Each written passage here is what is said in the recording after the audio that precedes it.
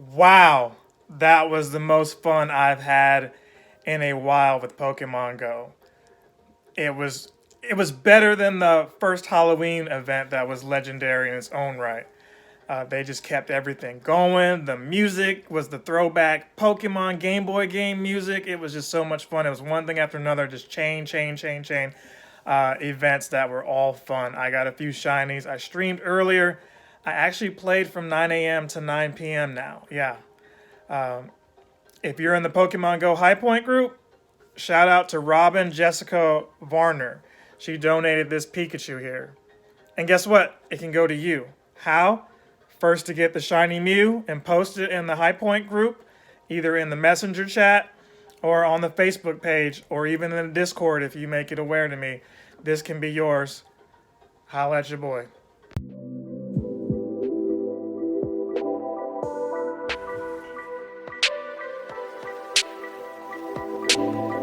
Uh, Abstract brainwaves, game genie in the beanie. We ain't on the same stage, leveled up. The epitome of technique, can't survive in my current thought. Other yellow hat guy here, back with another video.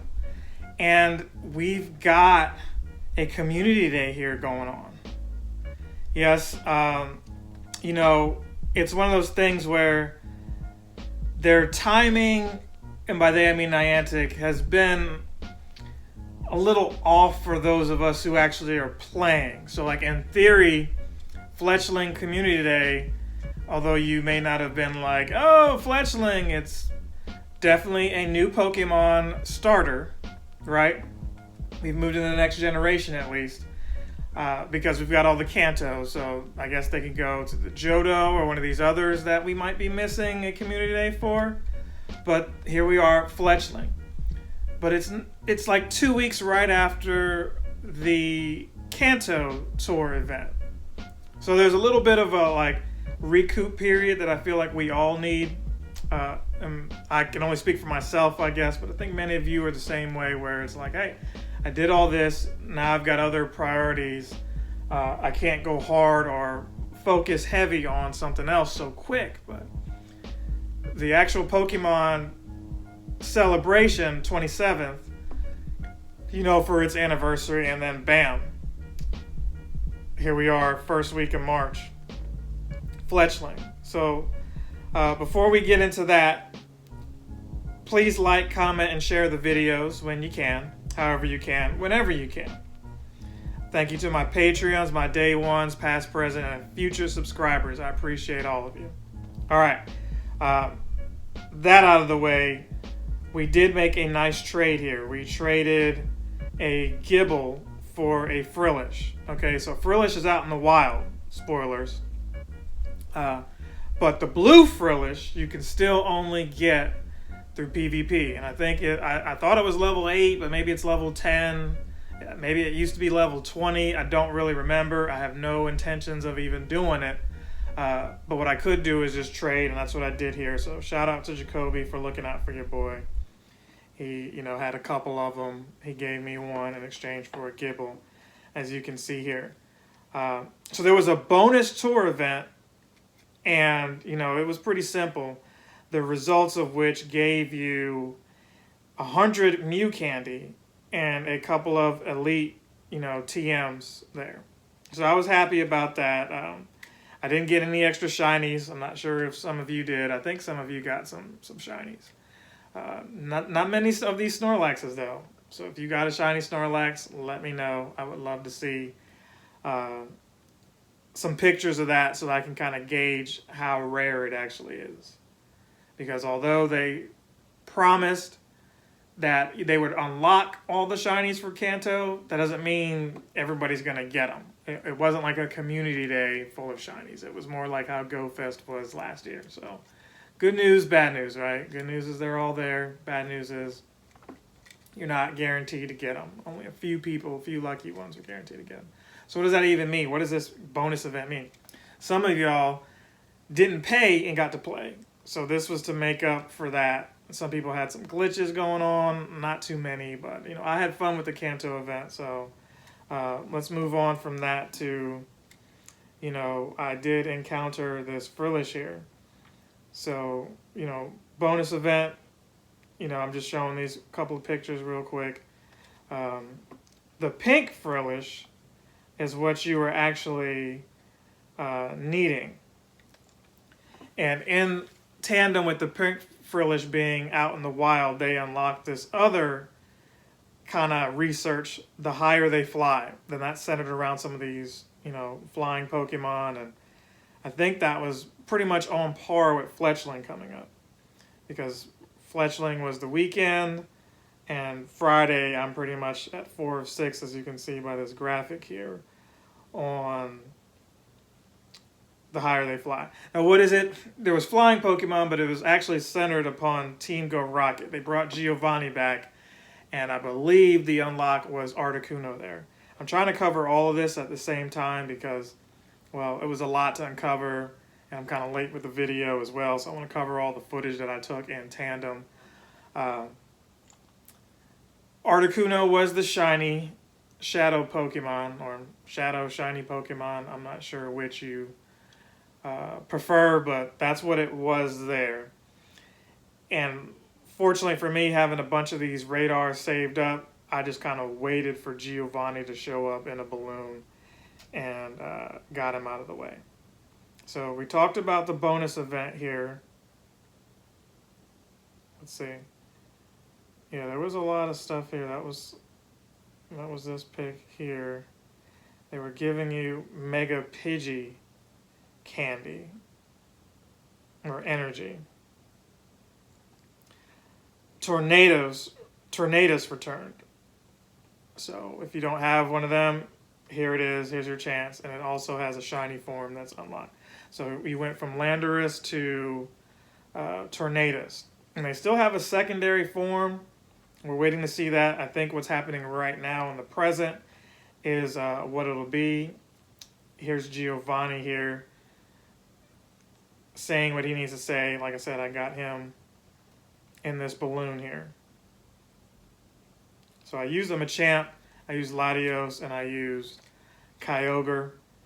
He still comes out with Persian, and, well, you need fighting types. Fighting types are going to take him out really quick.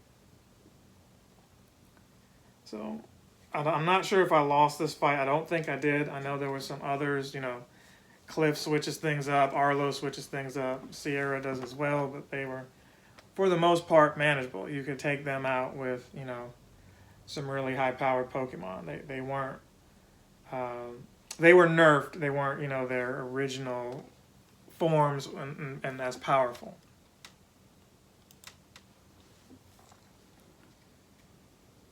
So where I'm at, I need a few more ghost Pokemon. And so next video, I think I'll go looking for those. A couple more fighting. I need, gosh, I can't even remember how many. We got most of that out of the way. Most of that was done, surprisingly, So we're still in this quest for Mew. But they keep coming up with other little challenges and researches.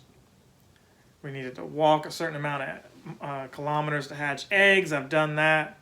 So we're still waiting on this masterwork. So his next Pokemon here was that Kangaskhan who I knocked out. And I think towards the end of it he had... Oh, okay, that obviously Articuno. So Articuno is pretty much handily taking out my Latios because it's weak to ice, right? But we got a substantial chunk of its health off, and that's what was most important. I almost got a second attack there. Almost. But Kyogre's able to come in here and clean up. So Fletchling Community Day, I didn't spend too much time. I think I was out at the park and flying my drone and just in tandem getting a whole bunch of them. I know this is a Fletchling video, and I'm spending hardly any time talking about Fletchling and didn't really care about Fletchling. Now, I will say Talonflame looks kind of okay. It looks okay, As far as shinies go, it's definitely not the worst. It's not a bad shiny. It's not a great shiny either. Nothing about it is like, wow, I got to have this. If I miss Community Day, I'm going to be so upset. That wasn't the case with Talonflame. So there, we took out Giovanni here. You win! And we're above 5 million Stardust again, so that's good. Every time we lose Stardust, we gain subscribers. We lose subscribers, we gain Stardust. So, yeah, very surreal number here for the CP, but we will catch it. And it's been a while since Giovanni has been out. That's the interesting thing about it, you know. This is another attempt at them saying, hey, things are back to normal, get out there and play, you know. And maybe they're not actually telling you that. I mean, you don't have to go out here and get all this, but it seems like they're just in hardcore mode now, where a lot of people are like, hey, you're catering to the casuals, but the pacing is still, it's not. It's too much. It's too much. So, yeah, there's Giovanni there. So we completed all that. I got some TMs. So here's the professor right here. So this was Saturday. Fantastic work as always. You know, I missed a little bit of it. So yeah, I defeated the higher they fly. Here's the professor here saying, you know, something about chirping up a storm, Fletchling. The tiny robin Pokemon. I did not know that.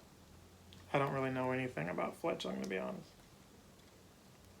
Really, you hear Fletchling and you don't think of anything exciting. So the bravest bird was the paid research. I did pay for that reluctantly. Power per Pokemon 10 times, catch 15 Fletchling. So, you know, run-of-the-mill stuff. But bam, our very first one, 17 minutes into the community day. 256 CP. So, you know, I didn't record a whole bunch of this. There's a little image, a little video clip here. Make 5 nice throws. Bam. So this is me just showing you, you know, what I've got here. Because some people ask, well, what, did you just not do Fletchling? No, I did Fletchling. I just had other stuff going on. We had one here that was 10 CP. I could have won my own contest had I chose to submit that. A 140. And then here's the professor. Good work, trainer. Fletcher's body is always warm. Trainers who live in cold areas apparently sleep with his Pokemon by their side. So they're using Fletchling for the body heat. It evolves into a fire and flying type, known as the Ember Pokemon.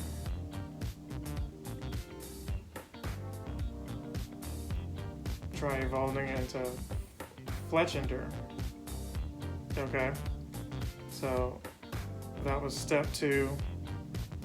We did get a good Fletchinder, like a 3-star there. And that one looks okay again, so here's the professor one more time.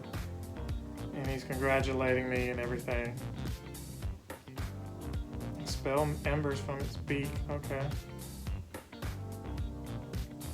Trying to let any fires Fletchinder start. Okay, with that said, a few more tasks. He's just rambling a lot. I guess that's where I get it from, right? 3 out of 4, we had to evolve 1, transfer 10 Pokemon, make 3 great curve throws. So that's probably all of this right here. We got another Rocket Radar to, I guess, replace what we just spent on the previous research with Team Rocket coming back. I know I've put you through the paces today. Yes, you have. But again, the gotcha was doing most of that work. After I got like 2 or 3 of them, I was pretty much over the rest of the community day. I was really just grinding for XP. And speaking of XP, you know, we've got an opportunity here because, you know, you get 1.5 the XP for each one. So, you know, every 5 raids, it's like you did a 6th one. I think that's right. Or every 4 raids, excuse me, it's like you did a 5th, you know, raid there. Something akin to that.